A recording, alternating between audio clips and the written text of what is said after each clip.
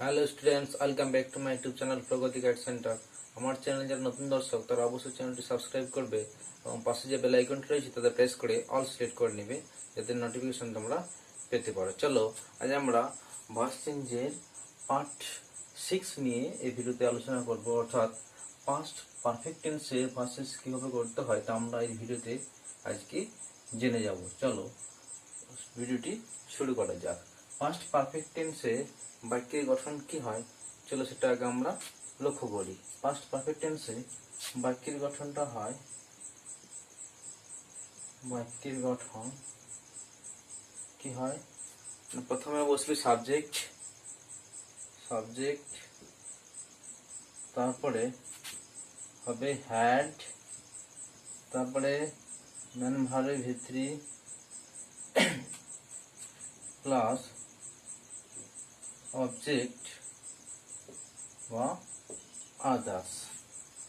কি হলো past perfect টেন্সে বাক্যের গঠনটা কি হলো? তাহলে প্রথমে সাবজেক্ট বসবে, তারপরে হ্যাভ ভার্ব হিসাবে এখানে হ্যাড বসবে, হ্যাড, তারপরে ম্যান ভার্বের ভিত্তি অর্থাৎ পাস্ট পার্সোনাল ফর্মটা বসবে, আর অবজেক্ট বা আদার্স বসবে। এটা কিন্তু পাস্ট পারফেক্ট টেন্সে বা পুরঘটিত অতীতকালের কিন্তু বাক্যের গঠন।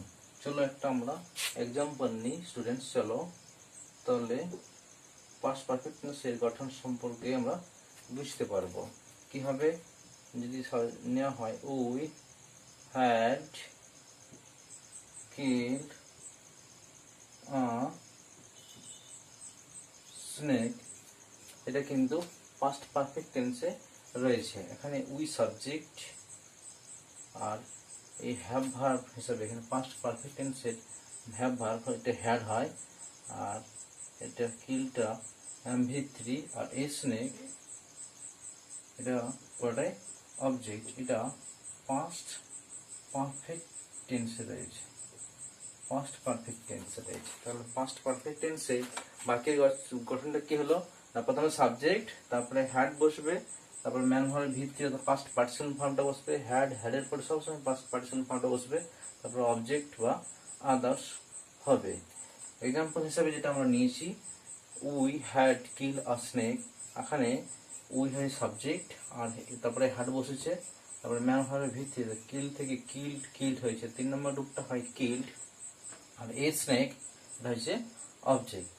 এটা কিন্তু পাস্ট পারফেক্ট টেন্সে রয়েছে। আর একটা যদি আমরা এক্সাম্পল নিই তাহলে সেটা সম্বন্ধে আমরা বুঝতে পারবো। কি ধরো, Ram had done the work, এখানে রাম সাবজেক্ট, তারপরে হ্যাড বসেছে, তার ম্যান ভার্বের ভিত্তি ডু ডিড ডান, আর দা ওয়ার্ক এটা পুরোটাই অবজেক্ট। এটাও কিন্তু পাস্ট পারফেক্ট টেন্সে রয়েছে। 2 নম্বর এক্সাম্পলটা কি, Ram had done the work, এখানে রাম সাবজেক্ট, হ্যাড হচ্ছে হ্যাড পাস্ট পারফেক্ট টেন্সে হ্যাভ ভার্ব হ্যাড, তারপরে ভার্বের 3 নম্বর রূপ ডান বসেছে, এখানে ডু ডিড ডান, ডু ভার্বের 3 নম্বর রূপটা হয় ডান, তারপরে দা ওয়ার্কটা অবজেক্ট। এটা কিন্তু পাস্ট পারফেক্ট টেন্সে রয়েছে। চলো আরেকটা আমরা এক্সাম্পল নিই, they had read the books, এখানে দে সাবজেক্ট, হ্যাড, তারপরে রিড 3 নম্বরটা হয় রেড, তারপরে দ্য বুকস অবজেক্ট। এটাও কিন্তু পাস্ট পারফেক্ট টেন্সে রয়েছে। তাহলে পাস্ট পারফেক্ট টেন্সে বাক্যের গঠনটা কি হলো, চলো আমরা একবার জেনে নিই। চলো না, প্রথমে সাবজেক্ট বসবে, তারপরে হ্যাড হবে হ্যাড, তারপরে ম্যান ভার্ব ভিত্তি হ্যাড, তারপরে ম্যান ভার্ব ভিত্তি পাস্ট পার্সোনাল ফর্মটা বসবে, তারপর অবজেক্ট, তারপরে আদার্স হবে। আমরা জানি যে হ্যাভ, হ্যাজ আর হ্যাড এদের পরে সবসময় ম্যান ভার্বের ফার্স্ট পার্টিসিপেল ফর্ম 3 নম্বর রূপটা বসে, হ্যাজ আর হ্যাডের পরে 3 নম্বর রূপটা বসে। যেহেতু আমরা এখন past perfect tense voice change করবো, পাস্ট পারফেক্ট টেন্স নিয়ে আমরা আজকে এই ভিডিওতে আলোচনা করছি, তাহলে আমরা এখানে হ্যাভ আর হ্যাজ দুটো কিছুই বসাবো না, এখানে আমরা হ্যাডকে নিব, হ্যাভ ভার্ব হিসাবে আমরা এখানে হ্যাডকে নিব। তাহলে আমরা এখানে হ্যাড নিয়েছি, হ্যাডের পরে ম্যান ভার্ব ভি3 অর্থাৎ পাস্ট পার্সন ফর্মটা বসবে, তারপরে অবজেক্ট, সাবজেক্ট, তারপরে হ্যাড, তারপরে ভি3, তারপরে অবজেক্ট। এটা হচ্ছে পাস্ট পারফেক্ট টেন্সের বাক্যের গঠন। আমরা যে তিনটা এক্সাম্পল নিলাম এখানে, সেই তিনটা বাক্য এবার তিনটা সেন্টেন্সেই পাস্ট পারফেক্ট টেন্সে রয়েছে। চলো আমরা আরো কয়েকটি এক্সাম্পল নিই এবং সেটা পাস্ট পারফেক্ট টেন্সটা পুরো আমাদের ক্লিয়ার হয়ে যাবে। পাস্ট পারফেক্ট টেন্সের বাক্যের গঠনটা কিরূপ হয় সেটা আমরা পুরোপুরি ক্লিয়ার করতে পারবো স্টুডেন্টস। চলো দেখো, আর যদি এক্সাম্পল নেওয়া হয়, he had written a letter. এখানে হি সাবজেক্ট, তারপরে হ্যাড ভার্ব বসছে, ম্যান ভার্বের ভিতরে রাইট উড রিটেন, রাইটের 3 নম্বর রূপটা হয় রিটেন, আর এ লেটার এটা হচ্ছে অবজেক্ট। এটা পাস্ট পারফেক্ট টেন্সে রয়েছে। আরেকটা যদি এক্সাম্পল নেওয়া হয়,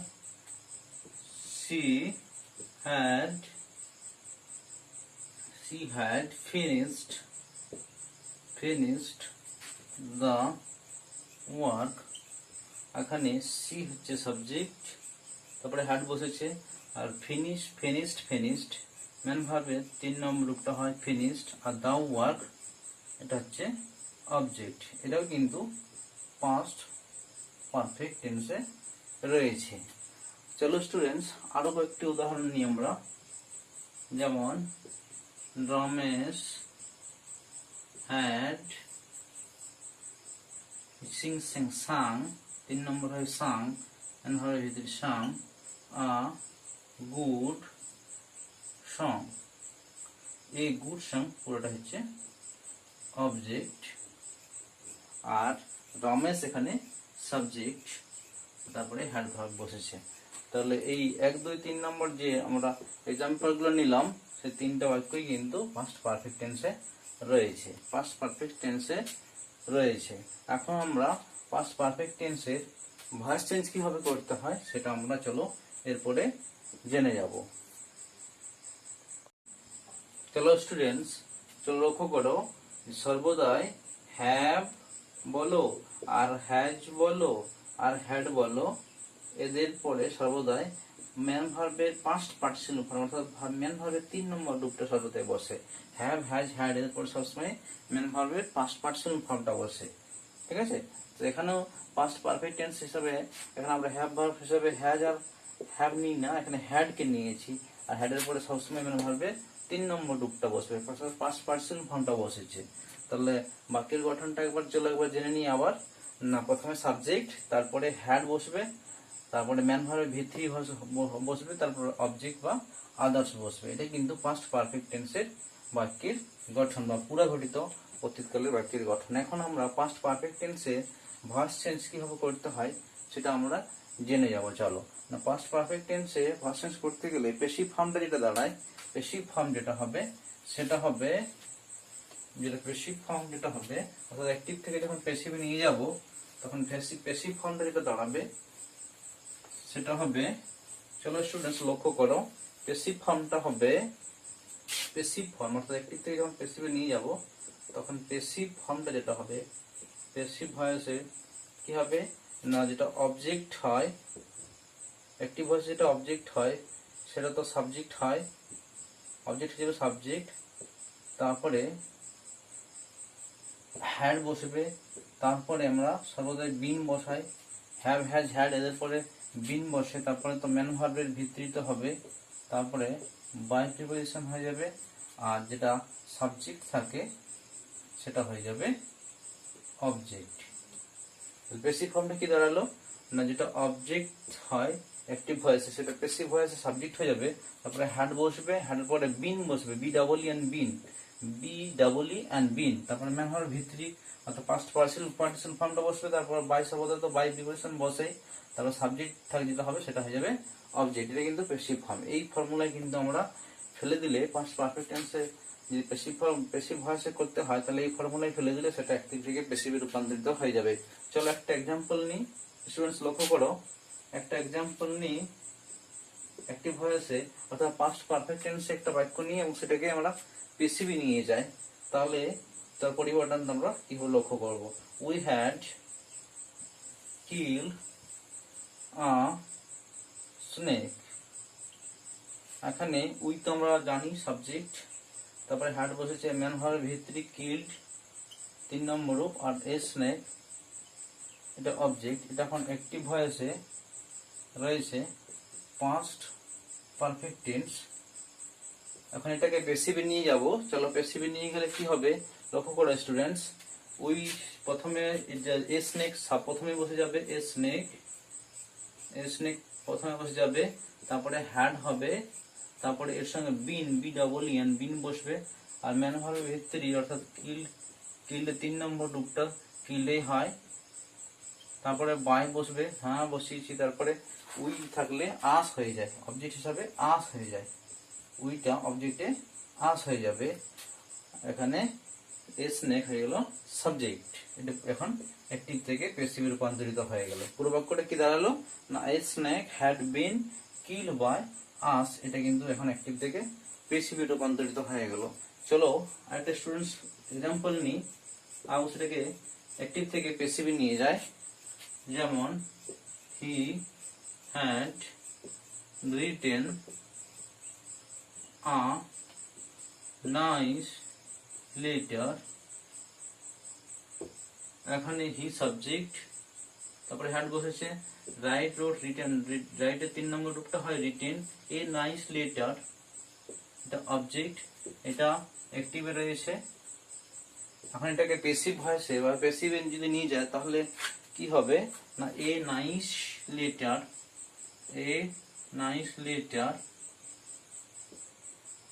had been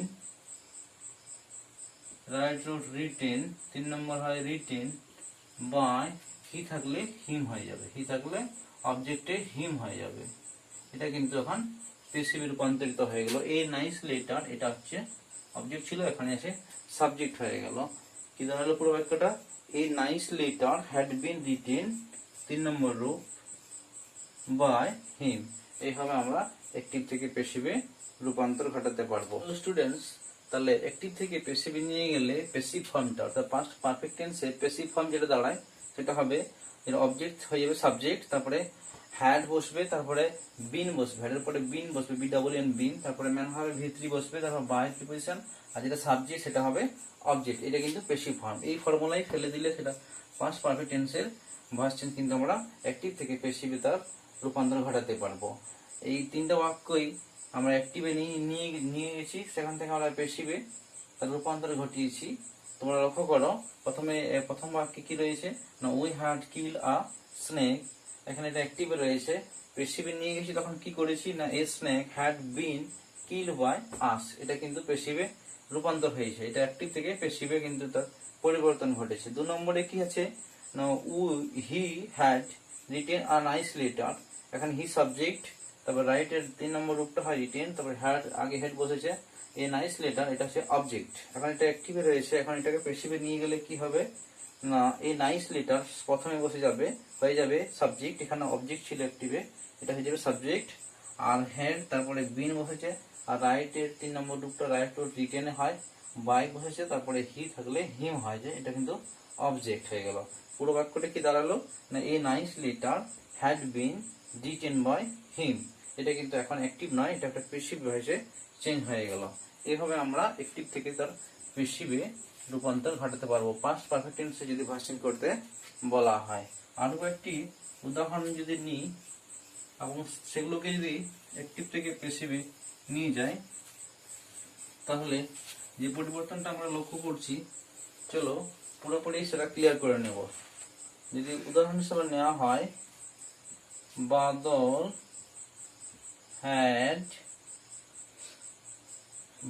had finished the work। এখানে বাদল হচ্ছে সাবজেক্ট, ফিনিশড ভার্বের ভিতরে, তারপরে হ্যাড বসেছে এখানে, আর এটা দা ওয়ার্ক এটা হচ্ছে অবজেক্ট। এটাও কিন্তু অ্যাক্টিভ ভয়েসে রয়েছে। এখন এটাকে পেসিভে নিয়ে গেলে কি হবে, দা ওয়ার্ক প্রথমে চলে আসবে, দা ওয়ার্ক, তারপরে তো হ্যাড বসবে, তারপরে ওর সঙ্গে বিন বসবে, বিন, 3 নম্বর রূপটা ফিনিশড হয়, তারপরে বাই প্রিপোজিশন বসবে, আর বাদল থাকলে বাদল, নাম থাকলে নামই বসবে।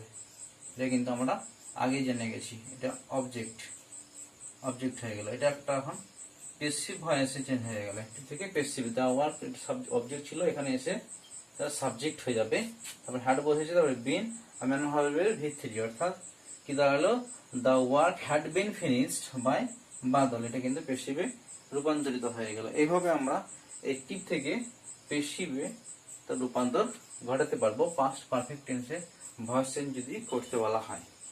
চলো আরেকটা এক্সাম্পল নিই। They had caught the fishes.